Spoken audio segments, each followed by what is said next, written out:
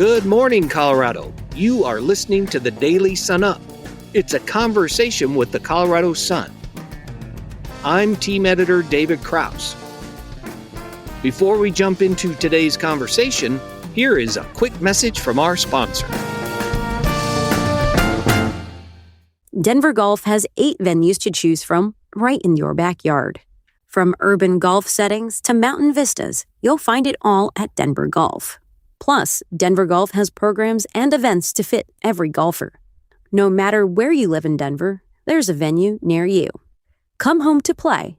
Denver Golf is your neighborhood course. Headed to the mountains?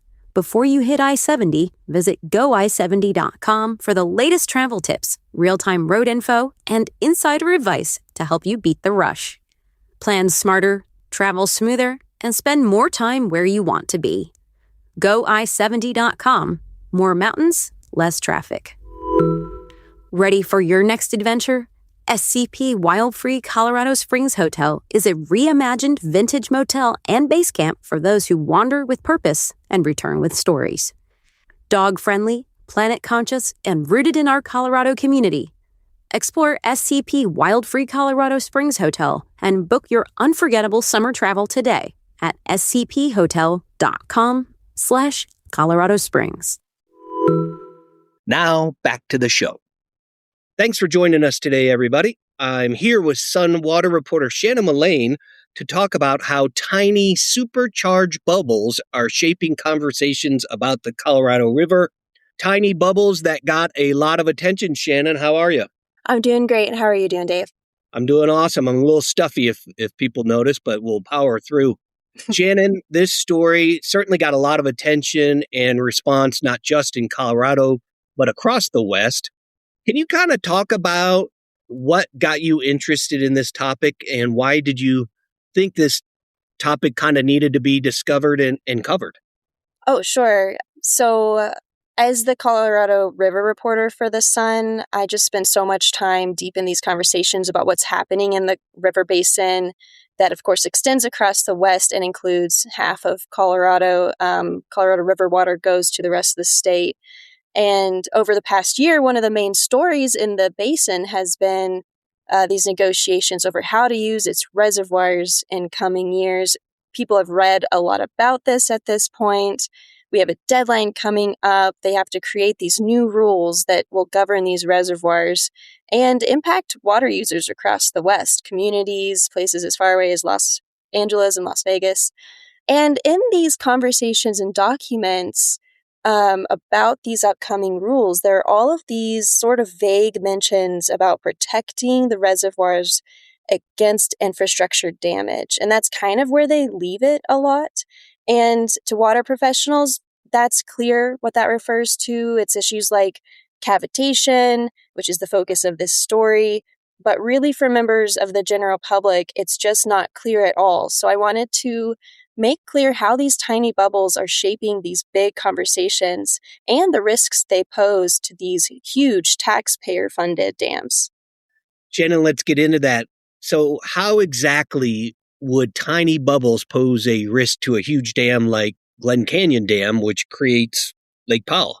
It is very cool in a way, and also not cool, obviously. But in short, they can tear apart concrete, and they can cause electricity-generating turbine disasters. And that's really bad news for the large wall of concrete that is Glen Canyon Dam. And disclaimer, I'm not a scientist, so I'm not going to try and get into the real nitty-gritty of all of this. But from my sources, I will explain this process of these tiny bubbles, this cavitation, and it all comes down to physics and changes in water pressure. So let's zoom into water molecules. When they enter suddenly low-pressure areas, they expand and form a little bubble of water vapor. And then when that bubble re-enters this area of higher water pressure, it implodes. But here's where we should pay attention to something that's very small scale, but incredible. The implosion can send out shock waves that can travel as fast as 3,355 miles an hour the implosion causes a burst of heat that is as hot as the surface of the sun, and the force of it throws intense pressure outward, in this case, right at concrete walls. This process, it's called cavitation. You don't need to remember that word as much, but it comes into play in a lot of different scenarios. Submarine propellers. It's been used in medicine for things like pulverizing kidney stones. There are these really cool pistol shrimp that use these imploding bubbles to stun prey. And so it has a lot of applications. And if you think about it, though, with dams, if you're thinking about concrete walls that are taking these big hits, it's really a dangerous force that can tear apart the concrete, and one that dam designers and managers are always kind of watching out for. Shannon, has that happened previously? Yes, that is a lot of what I learned when I was doing research for this story. It took about 2 seconds of research into Glen Canyon Dam's history to come across this wild thing that happened in 1983. But of course, it's also happened at other dams like Yellowtail Dam in Montana, I believe, and Hoover Dam on the Arizona-Nevada border.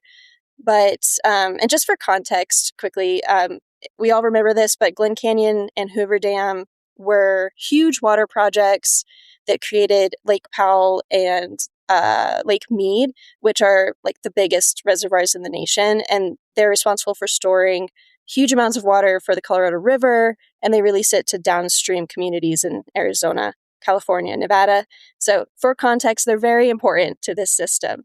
And so that ended up being a big concern in 1983 when floodwaters started rushing toward Glen Canyon Dam.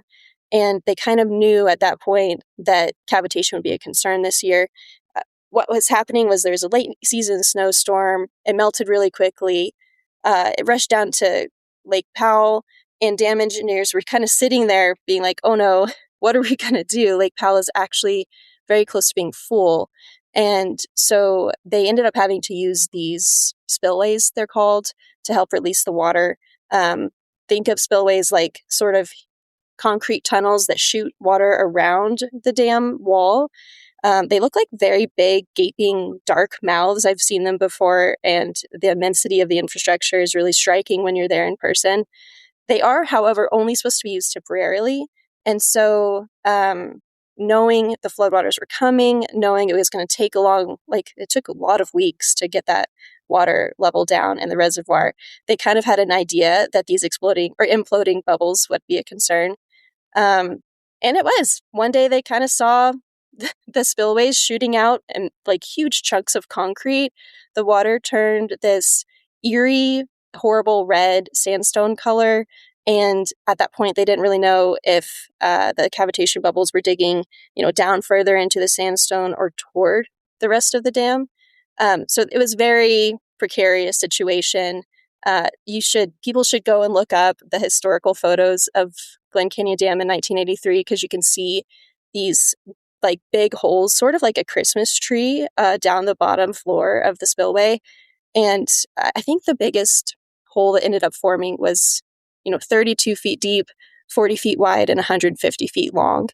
And it sounded pretty scary based on what I heard from people who were there while I was reporting this story out.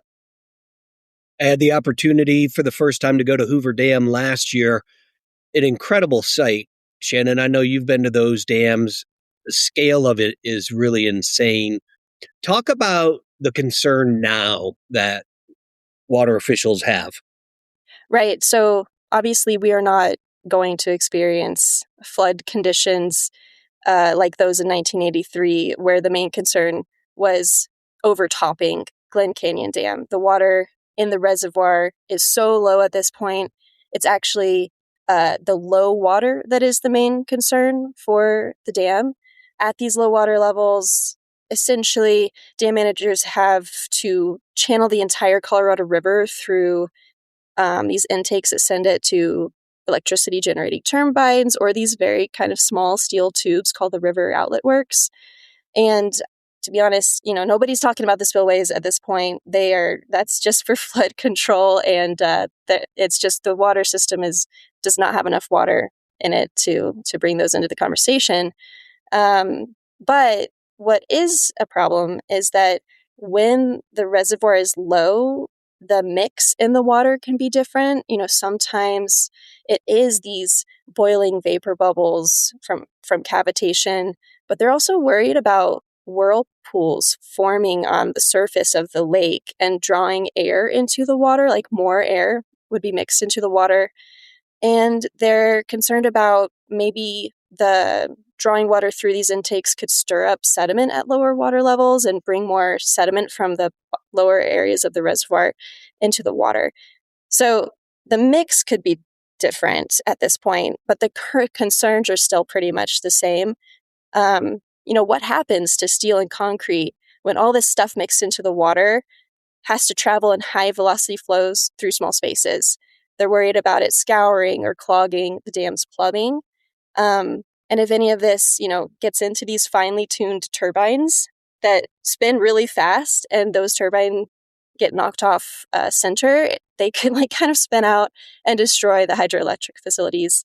So it's pretty bad. And in other scenarios, what if they have to hold off on releasing water through damaged intakes while they do maintenance, and that could disrupt the water deliveries downstream to Lake Mead. So, this is, as we mentioned, a huge, expensive water project. It's important for how the water is managed in the Colorado River Basin, and the federal government, which owns Glen Canyon Dam and manages it, doesn't want it to end up being damaged or unsafe or not able to do its job. As we like to do, let's wrap up, let's spin forward. Talk a little bit about what they've done so far, Shannon, but also what's coming next. Right. So like I was saying, the problem right now is low water levels. So they're trying the best they can to keep those water levels up in a year that's really been drought-ridden. We, as everyone remembers, had a pretty bad winter. There wasn't a lot of snowpack to melt and then send water into Lake Powell. And so they have to pull different levers this year to keep the water from falling too low. They've already started emergency releases from upstream federal reservoirs like Flaming Gorge. They've even cut back on the amount of releases going out of the dam, and they've also cut the annual overall release down to 6 million acre feet, which the main reason that's important is that it's just historically low. It's one of the lowest releases allowed under the current regulations. So dropping it to that level drew a lot of attention, and it was kind of stunning to water watchers to see them make that decision. And then, of course, there are these negotiations about what to do going forward, how to manage these dams and reservoirs with really historically low water supplies, with not that much water coming in to help the situation. And of course, for context, we've also already got farmers, ranchers, and other communities in Colorado seeing water cuts this year. So they're in a bit of a predicament. The negotiations have been ongoing for a pretty long time. You've probably read that they're pretty deadlocked. The states do not agree with each other. And what we're expecting to happen in the next week or so is to get a big update on what the future management of these reservoirs might look like and what the status of those negotiations could be. Shannon, appreciate you jumping on the Sun Up and giving us a little more insight on this, as well as covering these topics on the Colorado River. If you haven't already, you can read Shannon's coverage of these tiny bubbles, as well as our ongoing updates on the Colorado River negotiations. You can check that out on the homepage and on our free Colorado Sun app. Shannon Mullane, thanks again for jumping on the podcast. Happy to be here. Thank you. Thanks for listening. And finally, here are a few stories that you should know about today. The private company operating the immigration detention facility in Aurora is blocking investigation into the possible spread of tuberculosis there. According to court documents, Adams County health investigators are being met with a lack of cooperation from federal immigration authorities and representatives of the GEO Group, which operates the facility. Denver is finally ready to implement a 4-year-old initiative to expand apartment recycling and cut construction waste.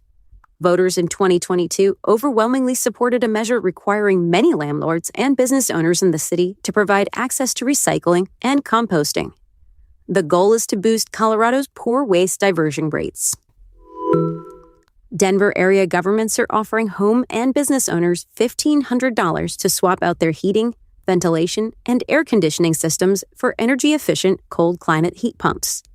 The offer from Denver Regional Council of Governments is aimed at improving air quality by reducing a leading source of harmful emissions. To read these stories and much more, visit our website, coloradosun.com. As an award-winning nonprofit news outlet, we take our mission of credible, independent journalism seriously, and you can check out our trust indicators at coloradosun.com/ethics. Our music is by the Denver-based Matt Skellinger Group. A link to their music is in our show notes, and a special thanks to Swallow Hill Music. I'm David Krause. See you next time.